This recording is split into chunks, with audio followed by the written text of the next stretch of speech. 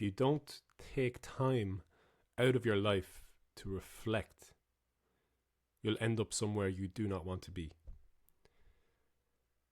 Step 4 in my book, Craft Your Character, is find time for reflection. You may notice if you watch the other videos that these steps aren't, crazy new ideas. They're simple, they're straightforward, but so many of us don't actually do them. And when we don't take time for reflection, it's like the analogy of the airplane. If it's 1 degree off course, over thousands of miles, it will end up way off its destination. So even, if you're slightly off where you want to be going, you could end up in a completely different place. So it's important to take time out of our lives to actually stop, reflect, and reevaluate. Where am I going? Is this the person I still want to be? I chose who I want to be at the start of this journey. So many things have happened. I've changed. People around me have changed. My environment has changed. Is this still what I believe? Is this still in line with my current values? Maybe my values have changed. Because we're always evolving as human beings. And to think that, the goals we have when we're 18 are going to be still the same goals we have when we're 30 is not necessarily the case. Now, it may be. Some of my goals I set when I was 17 or 18 are still the same goals I have today. Some of them I've achieved. Some of them are still longer term goals. You'd probably laugh when I share some of them, how outrageously big they are. But that's the point of setting the goal, it's not necessarily to achieve it, it's to just set you on a path. If Frodo and Sam never got to Mordor, obviously it would have been very sad, but at least they became who they became on the journey. And the whole point of setting a goal for me is who I become. It's not about achieving the goal. That's a bonus. But that, like, when you do achieve one of your goals, it's about setting a new target that's further on the path. Because that's, if we don't have something to move towards, then we can tend to just maybe go in circles. And I suppose back to this point about reflection, for me, I like to do this in some different ways. Like one of them, it can be, a simple morning practice of reflection. Every morning for 10 minutes, just tuning into yourself. How's things going with me? How am I feeling? There's that simple kind of self-reflection in the mornings or in the evenings or whenever you get time in the day, even on your walk, just reflecting on your life or reflecting on, your day, your week.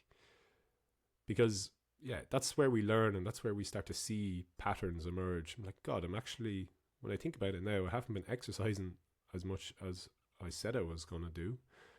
And I don't feel as energized in my body. So maybe I should actually, next week, I'll get back into doing more workouts or more running sessions or more yoga sessions. So it's that's the kind of, the general reflection piece day to day. But I suppose for this, I'm also speaking about, taking a more of a chunk out of your week to really sit, or it could even be a full week.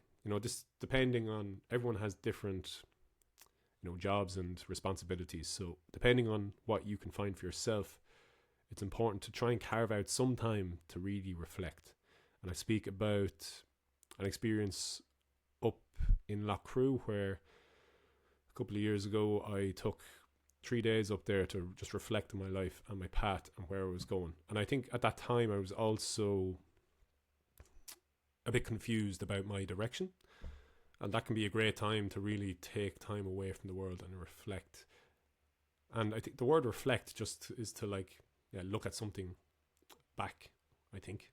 So it's like look, or maybe it's respect. I'm confusing it. Respect is to look again, but I suppose reflect is just to kind of hold up a mirror to yourself. And I suppose at that time when I went up to Loughcrew, I went up there on a vision quest, and that's something that we would have done probably back in Ireland when, boys used to go through rites of passage into manhood.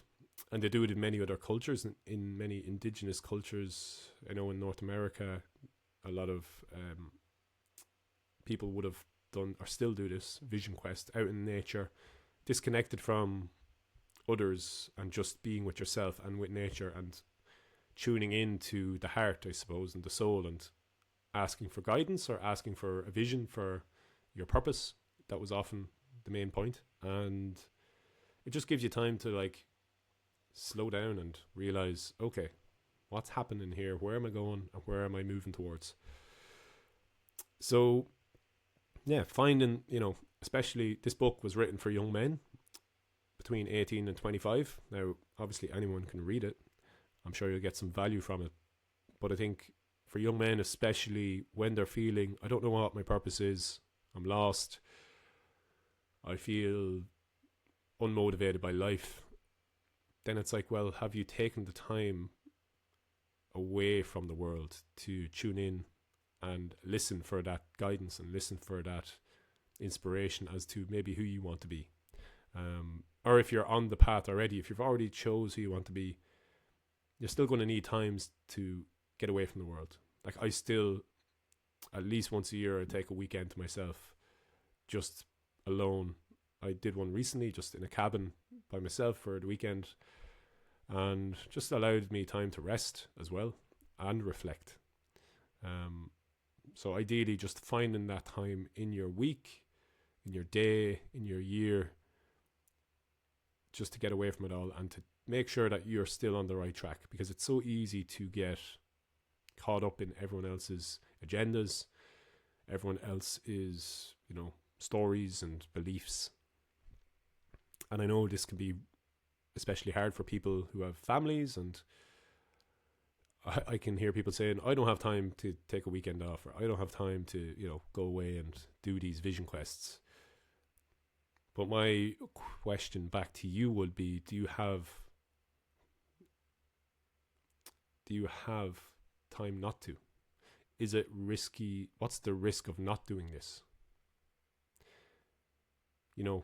If you're saying I have kids I have to look after, like, can you find a way for someone to look after them? Because if we use our kids as an excuse for us not living our dreams, then what kind of example are we setting? What kind of guilt are we putting on them?